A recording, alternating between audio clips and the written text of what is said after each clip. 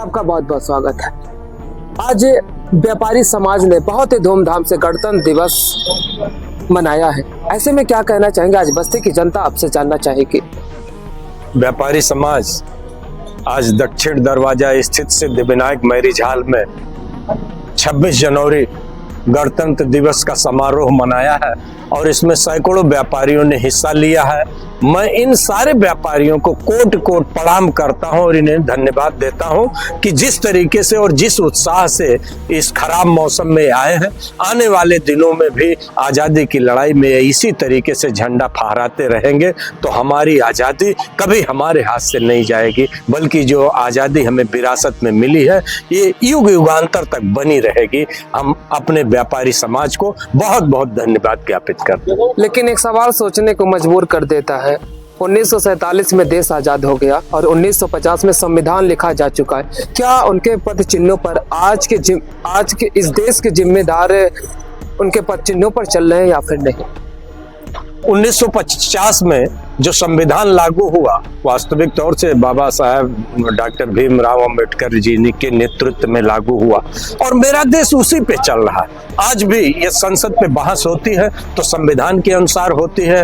यदि विधानसभा में कोई बहस होती है, चर्चा होती है तो संविधान के ही अनुसार होती है। हमारे जुडिशरी में कोई जज ये फैसला करता है तो उसी संविधान के अनुसार करती है और हमारा व्यापारी भी कोई काम करता है तो संविधान के अनुसार करता है। ऐसा नहीं कि गैर संवैधानिक कहीं काम हो रहा है। यदि गैर संवैधानिक काम हो रहा है तो संविधान के अनुसार उस पर कार्रवाई भी की जा रही है। लेकिन देखा यह भी जा रहा है कि आज तिरंगा दुनिया के हर कोने में लहराया गया है।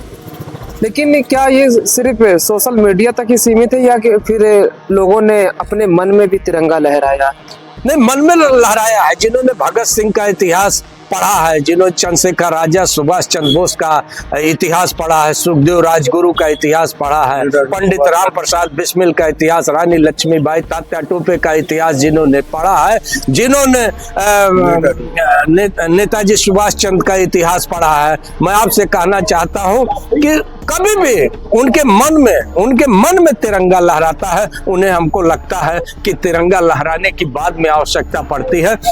उनके अंदर 365 दिन तिरंगा लहराता रहता है और उनके पास जुनून है कि हम इस आज़ादी की लड़ाई में, जैसे हमारे पूर्वजों ने अपने को न्यौछावर कर दिया, हम भी कर सकते हैं। इसमें कहीं लेकिन नहीं है और अंतिम सांस तक हम अपने देश की आज़ादी के लिए लड़ते रहेंगे, ये हमने देखा। तो फिर इतनी नफरतें हमारे देश में क्यों फैलाई जा रही है? अगर इन महान पुरुषों का जीवन अगर लोगों ने पढ़ा है, ऐसा तो तब नहीं होना चाहिए था, लेकिन आज भी नफरत फैलाने का काम कायम है। देखिए, एक बात बताऊं, आप देवासुर संग्राम सुने होंगे। कभी भी ऐसा नहीं कि देवता रहे हों, असुर ना रहे हों।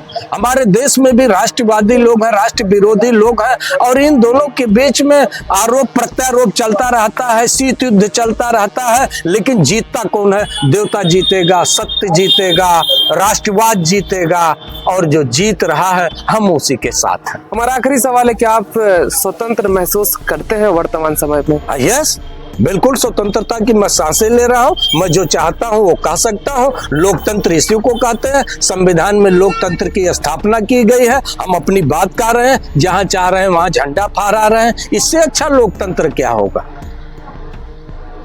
आज व्यापारियों ने बहुत ही धूमधाम से मनाया इस प्रांगण में। क्या क्या हुआ आज इस कार्यक्रम के दौरान इस पवित्र भूमि पर बस्ती के?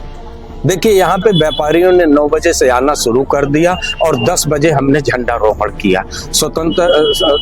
गणतंत्र दिवस का झंडा यहाँ फहराया गया और मैंने देखा जितने भी व्यापारी आए हुए थे वो नेतृत्व कर रहे थे, सैकड़ों व्यापारियों का नेतृत्व कर रहे थे। क्योंकि इस खराब मौसम में आना, ये महसूस हो रहा था कि इनके अंदर उत्साह है। उन्होंने कतई अपने पूर्वजों को जरूर पढ़ा होगा, उसके बाद से वो यहाँ पे आए हैं, अन्यथा वो नहीं आते। अपनी दुकानों को सजाए और खोलते होते वो यहाँ पे आ करके उन्होंने इस बात की अमिट छाप छोड़ी है। एक इस देश के निर्माण में ईंट रखी है, राष्ट्रवाद की ईंट रखी है। हम उन्हें धन्यवाद ज्ञापित कर सकते हैं और हमको पूरी उम्मीद है कि आजादी हमारे हाथ में, आने वाली पीढ़ियों के हाथ में सुरक्षित रहेगी। भारत माता की जय। वंदे मातरम।